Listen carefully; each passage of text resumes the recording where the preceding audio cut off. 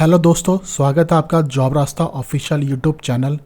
तो आज इस वीडियो में बात करने जा रहे हैं इंडियन आर्मी के द्वारा जो न्यू रिक्रूटमेंट निकाली गई है, जो कि army DG EME group C recruitment 2024 का जो नोटिफिकेशन है, उसका जो फॉर्म है वो हम कैसे भर सकते हैं और कैसे उसमें अप्लाई कर सकते हैं, वो इस वीडियो में हम देखने वाले हैं। तो उसके लिए आपको वीडियो डिस्क्रिप्शन में आपको जॉब रास्ता का लिंक मिल जाएगा, जहाँ से आपको इसकी डिटेल्स मिल जाएंगी। तो सिंपली आपको जॉब रास्ता पर आना है। ये इसकी पोस्ट है, army DG EME group C recruitment 2024 notification out for 625 post. ठीक है, तो पहले हम एक बार देख लेते हैं क्या क्या चीज़ है इसमें। तो 625 पोस्ट है इसमें, जो वैकेंसी है और वेरियस ग्रुप सी के लिए निकाली गई है। ठीक है, ऑल इंडिया वैकेंसी है। सैलरी आपकी जो है लेवल 1 से लेकर लेवल 5 तक है, जिसमें आपको 18,000 से लेकर 92,300 तक आपको मिल जाता है 7th CPC पर। ठीक है, जो इसकी लास्ट डेट है वो 17 जनवरी 2025 है।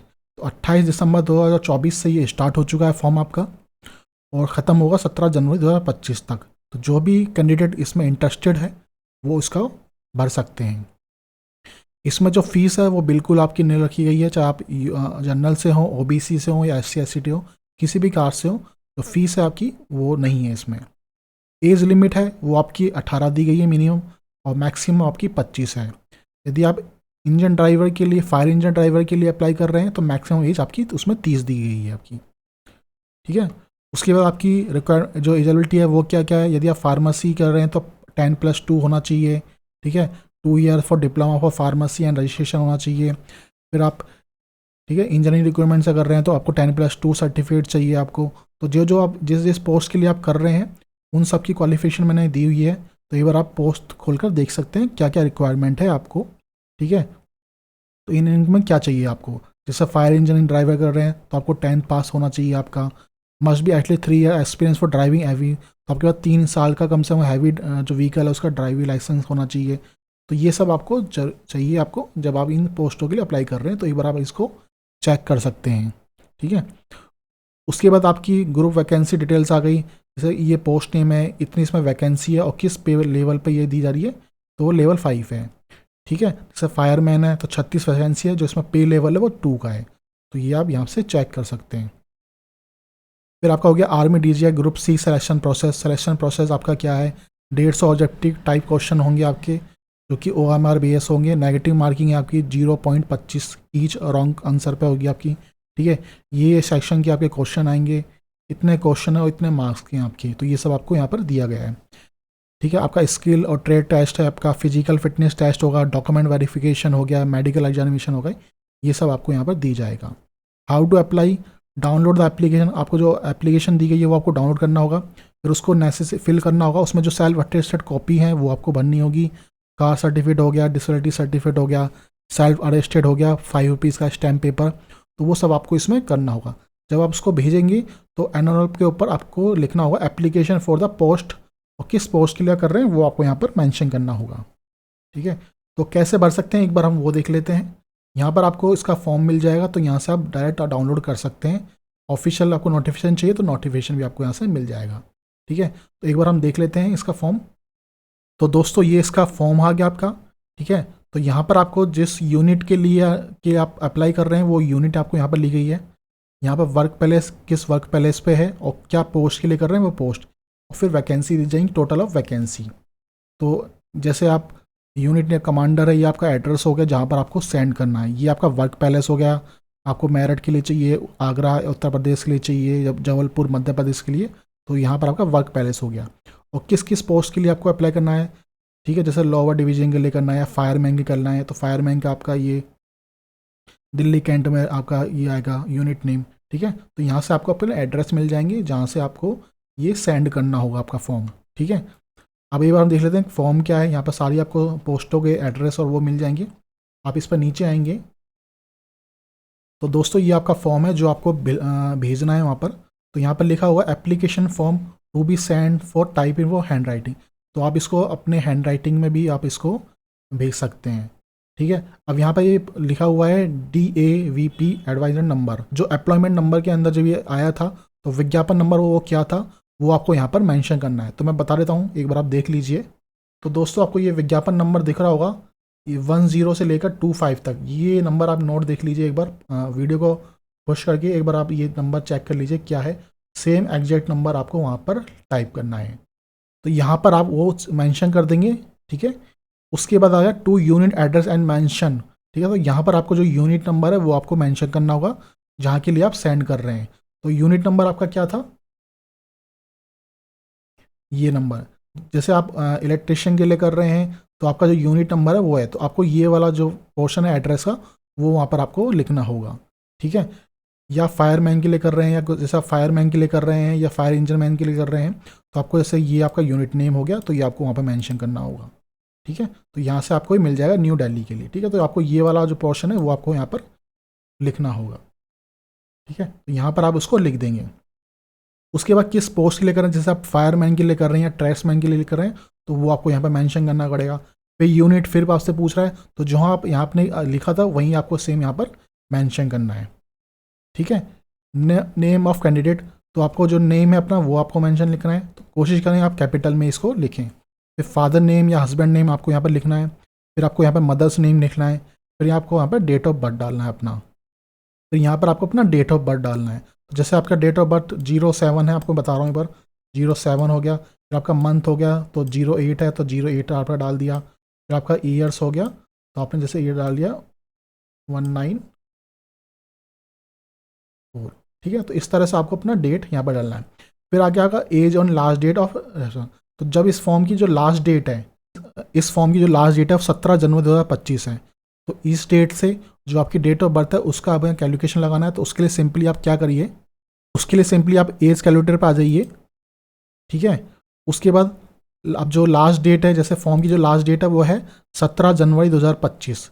तो यहाँ पर आप 17 जनवरी अपनी मेंशन कर लीजिए। 17 जैसे जनवरी हो गया, यहाँ पर अपना 17 करा और ये 2025, ठीक है। यही लास्ट डेट है आपकी, तो यहाँ हम ये लास्ट डेट कर लेंगे।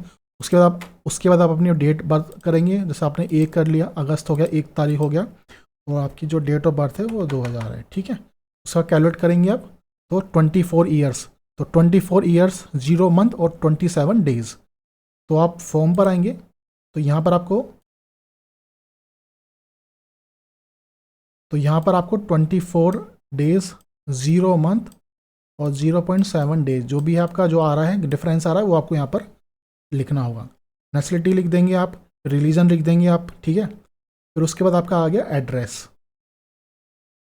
उसके बाद आपका एड्रेस, तो जो आपका परमानेंट एड्रेस और जो प्रेजेंट एड्रेस है दोनों सेम है तो सेम लिखेंगे, यदि आप डिफरेंट है तो डिफरेंट लिखेंगे। फिर उसके बाद आपकी कैटेगरी होगी, आप किस कैटेगरी से भर रहे हैं, यूआर है, SC ST जो भी है। जैसे आप यूआर है तो यूआर, ठीक है, ठीक है। ये आपको इनक्लोज करना है फोटोकॉपी। तो जो आपको कॉपी है वो आपको, यदि आप SC ST OBC से हैं तो फिर वहाँ पर आपको इनक्लोज करना होगा अपना कास्ट सर्टिफिकेट।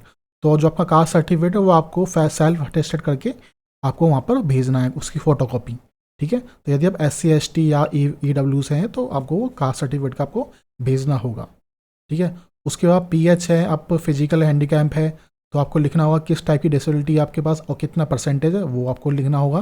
प्लस आपको वो मेंशन करना होगा जो आपका फिजिकल हैंडीकैप का जो सर्टिफिकेट है वो भी आपको वहाँ पर इंक्लोज करना होगा। फिर आपका हो गया ESM, यदि आप एज सर्विस मैन है तो कितने साल तक आपने सर्विस करी वो आपको यहाँ पर मेंशन करना होगा, ठीक है। किस डिपार्टमेंट में थे, किस डेट से तक थे वो आपको यहाँ पर मेंशन करना होगा, और रिटायरमेंट डेट भी आपको यहाँ पर मेंशन करना होगा। फिर उसके बाद डिटेल्स हो एज रिलेशन, यदि आपको एज रिलेशन में आपको कोई छूट चाहिए, जैसे आप SC ST से हैं तो आपको जो छूट चाहिए तो वो आपको यहाँ पर लिखना होगा। प्लस आपको जो सेंट्रल गवर्नमेंट पॉलिसी का जो सर्टिफिकेट है वो भी आपको अटैच करना होगा, सेल्फ अटेस्टेड।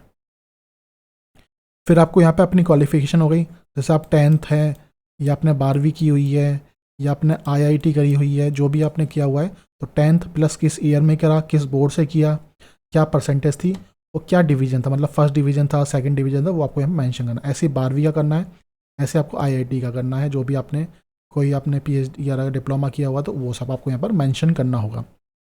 और यहाँ पर साफ लिखा हुआ है जो भी आप यहाँ पर लिख रहे हैं, जो भी आप एजुकेशन बता रहे हैं तो उसकी आपकी जो फॉरवर्ड कॉपी है वो भी आपको सेंड करनी होगी, आपको इनक्लोज करना होगा।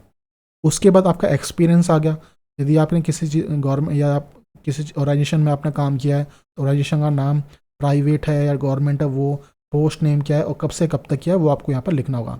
साथ में उसकी फ़ोटोकॉपी भी आपको सर्टिफिकेट की आपको सेंड करनी है।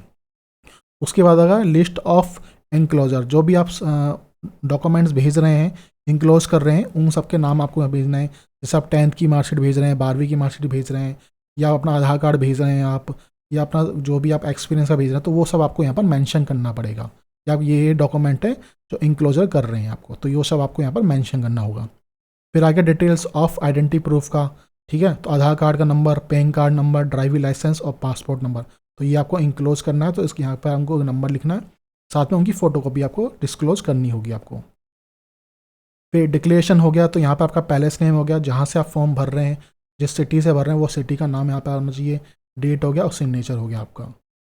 फिर यहाँ पर आपसे कुछ नोट भी मांगा गया है, ठीक है। Candidate to ensure the following are enclose, अपना सेल्फ एड्रेस जिस एनरोल पर लिख रहे हैं उस पर 5 रुपीज़ का स्टैम्प पोस्टर होना चाहिए आपका, ठीक है। उसके बाद आपका हो गया self attested for copy in certificate, जो भी आप सर्टिफिकेट या कॉपी भेज रहे हैं वो आपका सेल्फ अटेस्टेड होना चाहिए। सेल्फ अटेस्टेड क्या है, उसकी जिस भी, जैसे आपका कोई फॉर्म है उसकी आपने कॉपी निकाली, फोटोकॉपी निकाली और उस पर आप अपने साइन करके भेज रहे हैं आपके, ठीक है, तो वो आपका सेल्फ अटेस्टेड हो गया आपका। फिर उसके बाद आ गया 2 self attested photo, name and mother father name for back side. उसके बाद आपको अपनी फ़ोटो भेजनी है, जो फ़ोटो जैसे आपकी जो फ़ोटो है उस फोटो के जस्ट पीछे आपको अपना नाम और फादर नेम या मदर नेम आपको वहाँ पर लिखना है, ठीक है। और फिर आपको अपना एक्नॉलेजमेंट एडमिट कार्ड, तो जो नीचे आपका ये एडमिट कार्ड है ये भी आपको वहाँ पर भेजना है।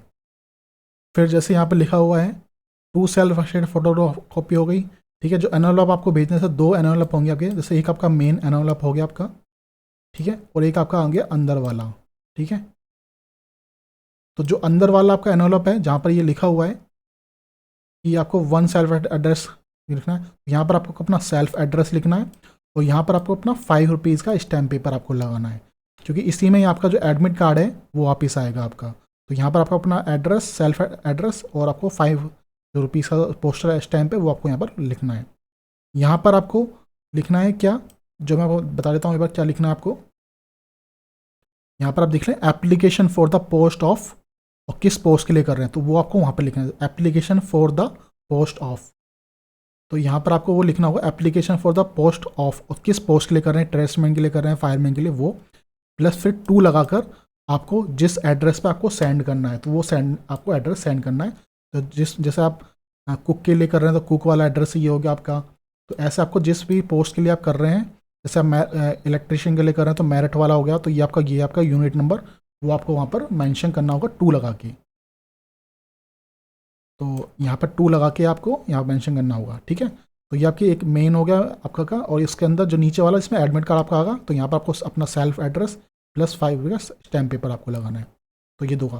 प्लस एक आपको जो फोटोग्राफी आपने बोला कि 2 सेल्फ अटेस्टेड फोटो, 2 आपको फ़ोटो भेजनी है आपको, जिसके बैक पीछे आपका नाम या मदर है फादर का नाम आपका लिखा होना चाहिए, ठीक है। तो ये 2 आपको भेजना है, तो ये आप एक बार ध्यान से रखें। फिर आपका यहाँ पर एडमिट कार्ड भी है, तो यहाँ पर आपको अपनी फ़ोटो लगानी है, ठीक है। पोस्ट अप्लाई किस पोस्ट के लिए कर रहे हैं वो आपको यहाँ पे लिखना है, जैसे ट्रेड्समैन के लिए कर रहे हैं, फायरमैन के लिए कर रहे हैं वो आपको लिखना है, किस यूनिट के लिए करना है, नेम हो गया, डेट ऑफ बर्थ हो गया, father name, mother name, category हो गया, किस एड्रेस आपको मेंशन करना है। इसका नीचे आता है फॉर ऑफिस यूज़ ओनली, तो ये आपको मेंशन ये नहीं करना, ये सिर्फ ऑफिस यूज़ के लिए है आपका, ठीक है। तो ये आपको मेंशन नहीं करना, कुछ भी नहीं करना इसमें। फिर नीचे आ गया note, candidate will be report for written test along the original document certificate, तो जो भी कैंडिडेट वहाँ पर रिपोर्ट कर रहे हैं रिटन टेस्ट के लिए, तो वो ओरिजिनल डॉक्यूमेंट और सर्टिफिकेट के साथ वहाँ पर उपस्थित हों, ठीक है। जैसे कास्ट सर्टिफिकेट हो गया, बर्थ हो गया, डिस्चार्ज सर्टिफिकेट हो गया, एनओसी हो गया, फिजिकल हैंडीकेप सर्टिफिकेट हो गया, ये आपको वहाँ पर ओरिजिनल लेके जाने पड़ेंगे। Only for after verification for original document and biometric attendance certificate allowed to paper to return the test, ठीक है। तो ये आपको याद रखना है। उसके बाद आपको जो भी आपका शेड्यूल है उससे 1 आवर पहले आपको वहाँ पर पहुँचना होगा एग्जामिनेशन सेंटर पे, ठीक है। तो वो आप याद रखें। प्लस कैंडिडेट अपना जो पेन पेंसिल है, क्लिप बोर्ड है, वो अपने लेकर जाएं, ठीक है। उसके बाद आपको 2 आइडेंटिटी प्रूफ ऑफ आइडेंटिटी का चाहिए, जैसे आधार कार्ड हो गया, पैन कार्ड हो गया, पासपोर्ट या ड्राइविंग लाइसेंस, वो आपके पास होना चाहिए एग्जाम सेंटर पे, ठीक है। Candidate should not be keep mobile, calculator, electronics item, paper है, अदर टाइप मेडिकल हो, वो अलाउ नहीं होगा आपका, तो आप उसको ध्यान रखें, तो वरना आप रिजेक्ट हो जाएंगे। तो ये सब आपको यहाँ पर देना है, तो वो आपको मैंने बता दिया क्या क्या चीज़ है, ठीक है। 2 तरह के एनवलप होंगे आपके, एक मेन हो गया और एक अंदर वाला हो गया। अंदर वाले पे आपको अपना सेल्फ एड्रेस हो गया और 5 रुपये की स्टैम्प हो गई आपकी। साथ में आपको 2 फोटो भेजनी है अपनी, ठीक है, जिसके पीछे आपका नाम और मदर नेम या फादर नेम होना चाहिए, ठीक है। मेन वाले के ऊपर आपको एप्लीकेशन फॉर द पोस्ट, इस पोस्ट के लिखना है वो नाम, फिर 2 लगा के अपना यूनिट का नाम लिखना है, ठीक है। तो वो आपको यहाँ पर लिखना होगा। यहाँ पर आपको बताया how to apply self address envelope. तो जो आपका एनवलप साइज है वो आपका ये होना चाहिए, विद पोस्टल स्टैम्प आपकी 5 रुपीज़ की पोस्टल आपकी लगेगी। और आपको जो कैसे भेजना है, ऑर्डिनरी स्टैम्प, मतलब जो सिंपल पोस्ट होता है उसके थ्रू आपको भेजना है। और उस पर लिखा होगा एप्लीकेशन फॉर द पोस्ट, ठीक है। तो वो लिखकर आपको ना पोस्ट का नाम लिखना है, ठीक है। लास्ट डेट है वो एप्लीकेशन की 24 डेज होगी, ठीक है। कैंडिडेट है वो 8 टाइम में एक लोकेशन की ही लिए ही फॉर्म भर सकता है, आपको मल्टीपल उसके लिए नहीं भेजना। ये आपके क्वेश्चन पेपर होगा जिस भी पोस्ट के लिए आप अप्लाई कर रहे हैं, कौन कौन से सब्जेक्ट्स होंगे, कितने नंबर के क्वेश्चन होंगे, कितने मार्क्स होंगे, वो सब आपको डिटेल्स यहाँ पर दिया गया है। तो इस नोटिफिकेशन में यही था और मैंने आपको बताया किस तरह से आप वो फॉर्म भर सकते हैं, ठीक है। तो यदि आपको ये वीडियो पसंद आई हो तो प्लीज़ इस चैनल को सब्सक्राइब कीजिए और मैं आपसे मिलता हूँ नेक्स्ट वीडियो में। धन्यवाद।